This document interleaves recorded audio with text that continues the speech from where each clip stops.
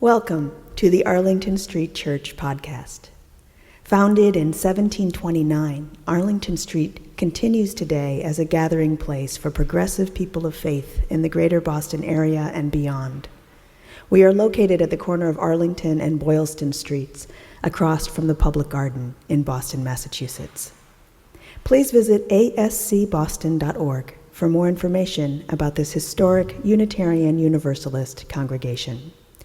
Arlington Street Church, gathered in love and service for justice and peace.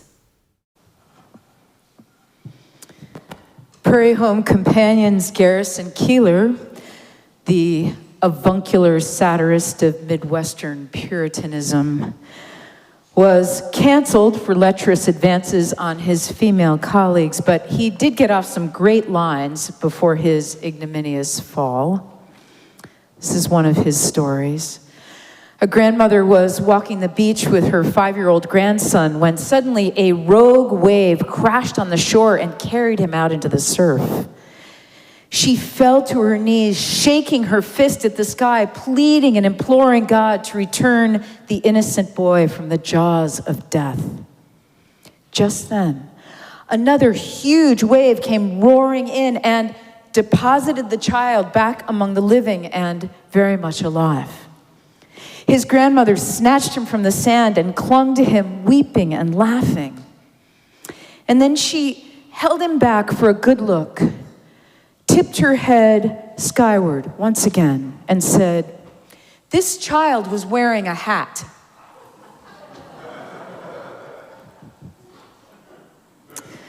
For many years, my now retired colleague, Barbara Merritt, served our huge congregation in Worcester, Massachusetts, but regularly traveled to India to study with a spiritual teacher whose name I do not know.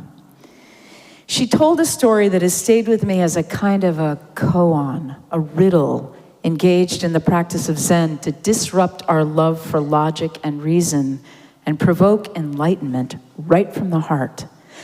Someone asked Barbara's teacher, "What is the worst karma a person can suffer here on earth?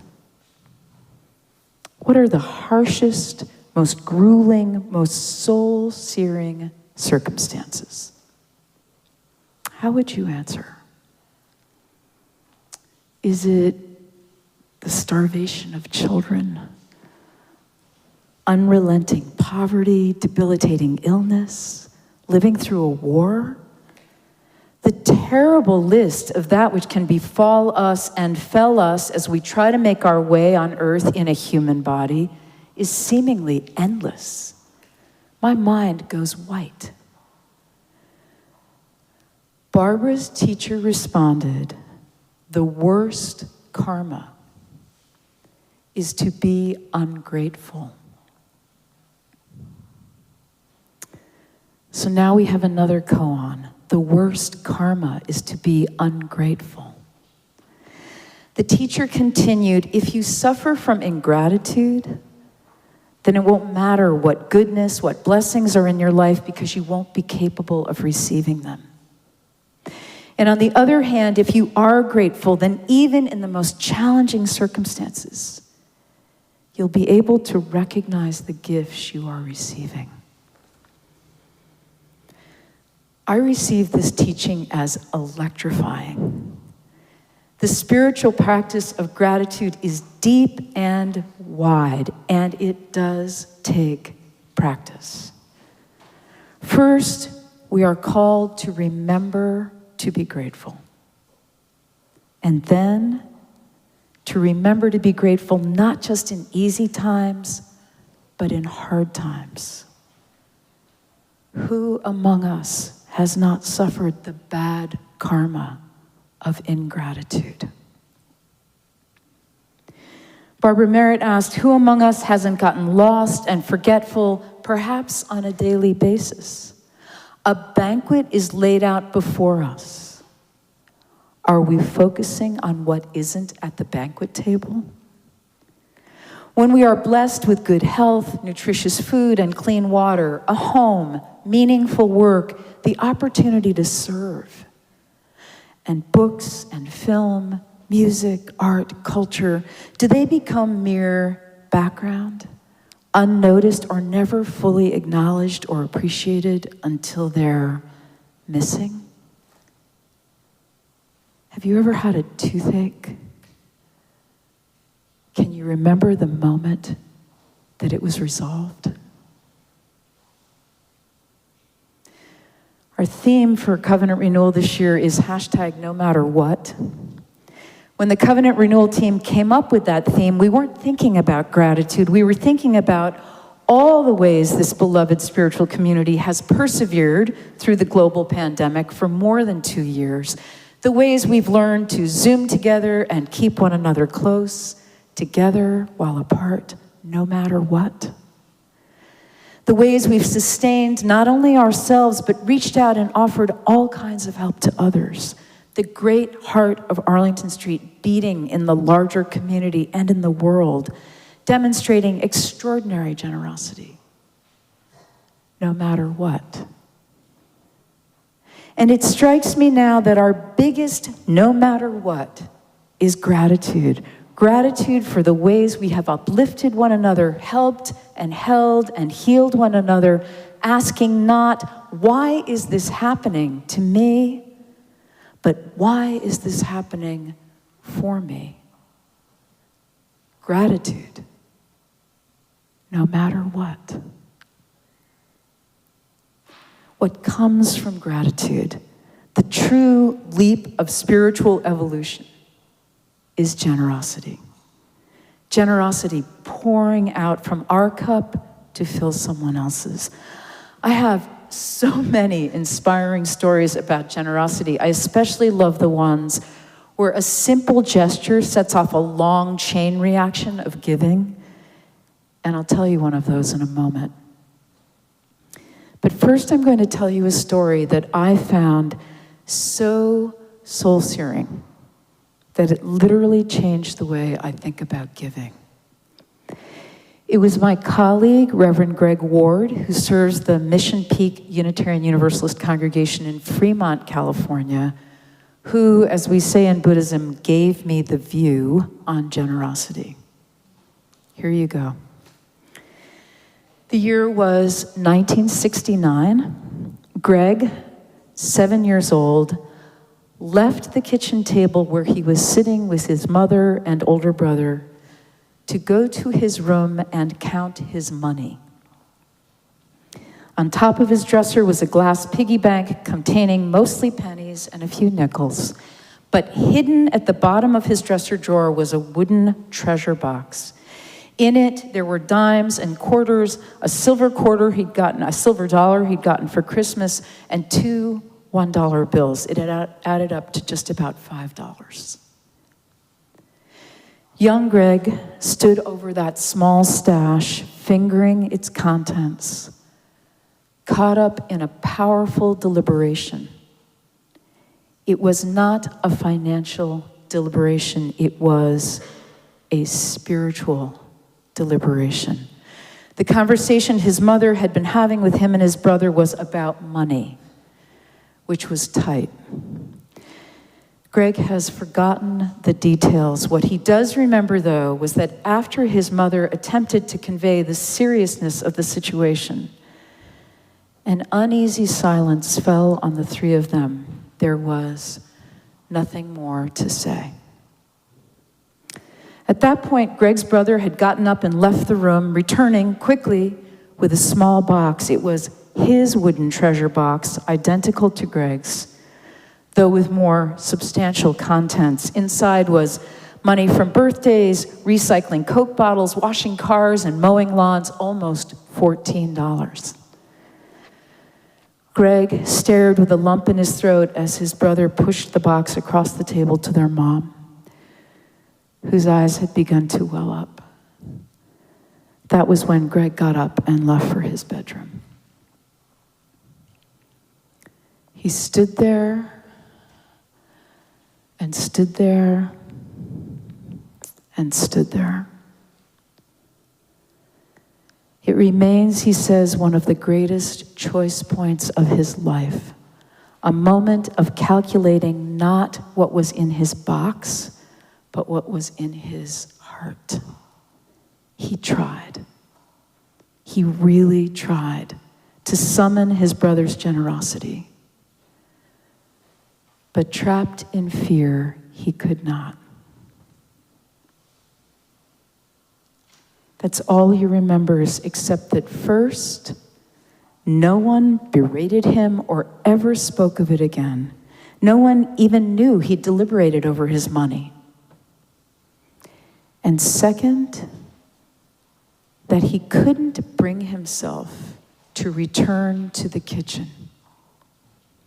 He wanted to follow his brother's generous example, but he couldn't. And believing that he had no place at the table without his box, he stayed in his room alone. When his brother gave their mother his money, Greg Ward says, I could tell that she wanted very much to tell him to keep it, that she wanted to say that we didn't need it that badly. She could not. And the deeper truth is that $14 probably made less of a difference to that family's financial security than the difference it made to his brother. My brother, says Greg, was giving all his money because he loved us, because he wanted to feel part of something that he knew deep down was about love. And my mom let him because she knew he wanted to know he was worth more than $14. What it bought was priceless.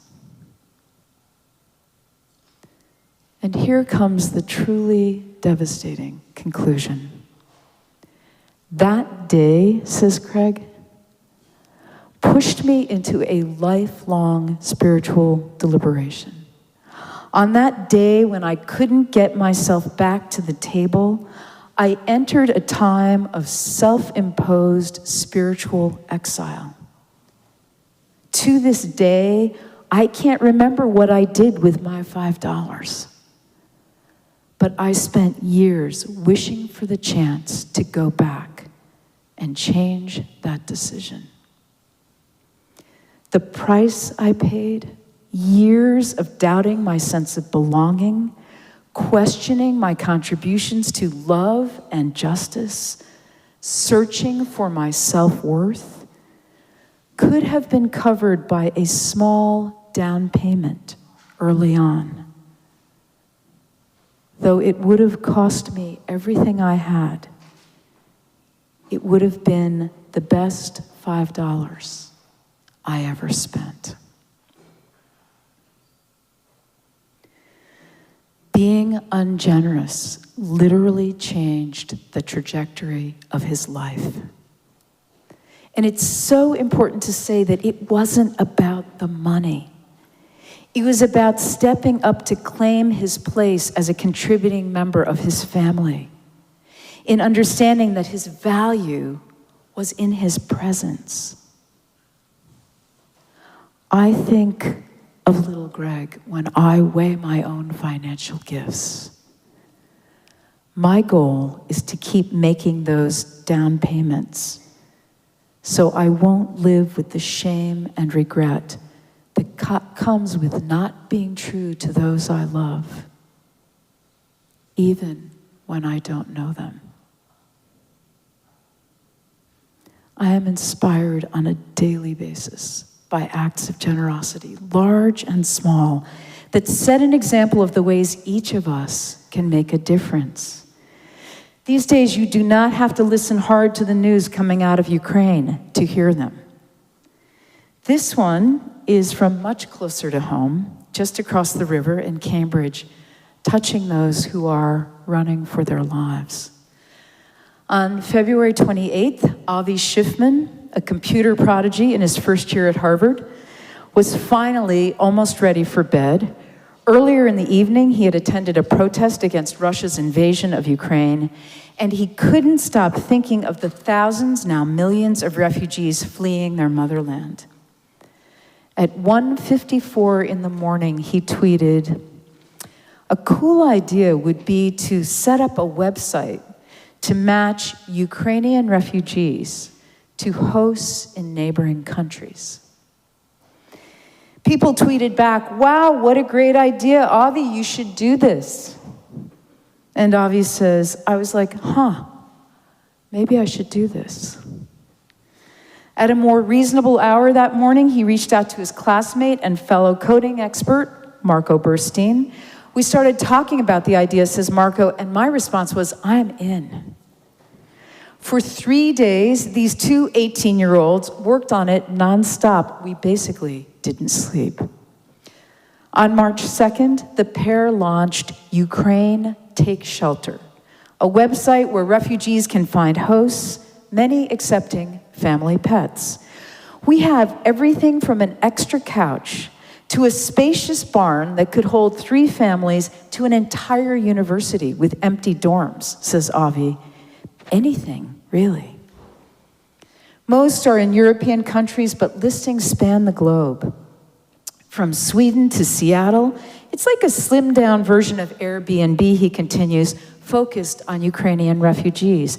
As of March 18th, there were more than 25,000 active host listings on the website.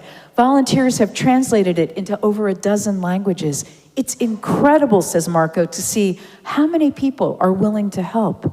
People from all over the world, every walk of life, are trying to help. Here's one listing. Accommodation in rural farmhouse, Messec, Corrèze, France. Peaceful but isolated rural location in hamlet, 8 kilometers from small town with shopping facilities. English, French, and German spoken. 2 guest bedrooms, 1 with a double bed, 1 with twin beds, 1 private WC and bath.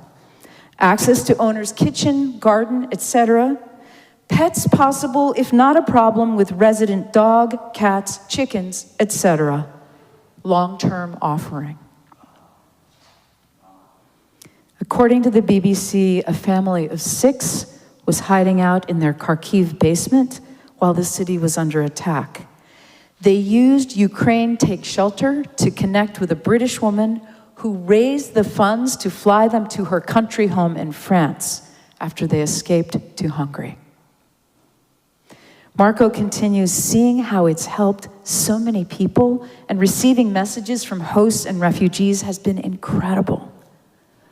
Avi is taking the semester off to devote his time to the website.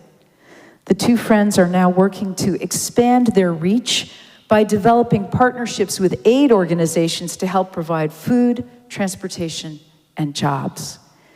We've seen how people from all over the world, every walk of life, are trying to help, Marco says. And that's a source of great hope and inspiration for us.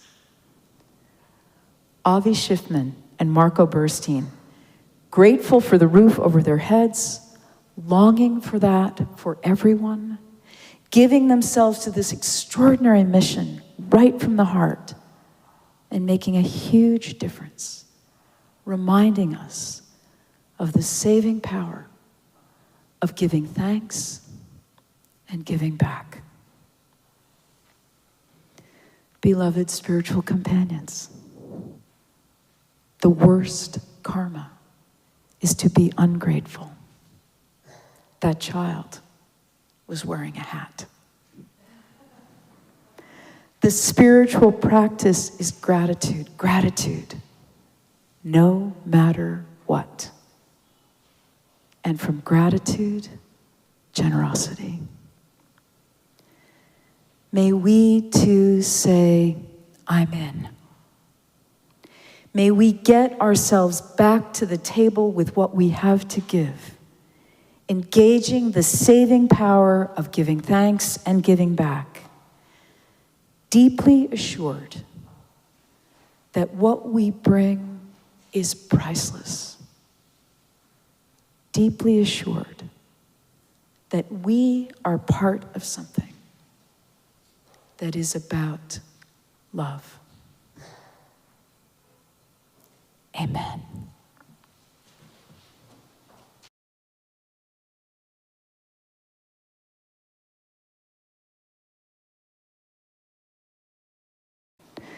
And now for our benediction, I invite you to put your hands over your heart and namaste. I bow to the divine in you.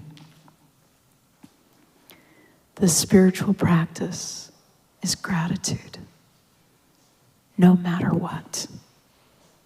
And from gratitude, generosity. May we too say, I'm in.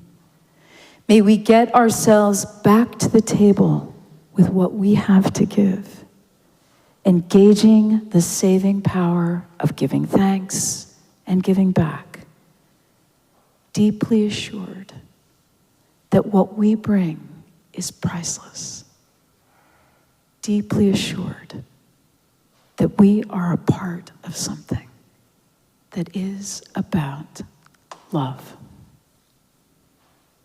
Let us keep this faith, beloveds, and pass it on. The service begins when the service ends. Bless your hearts. I love you. Amen.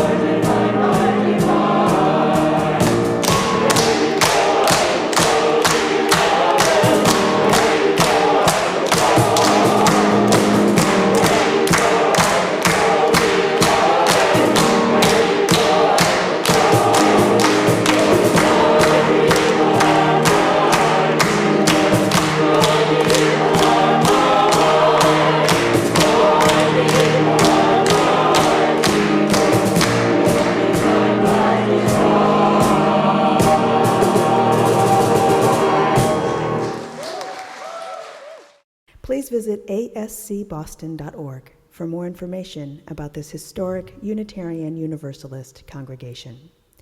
Arlington Street Church, gathered in love and service for justice and peace.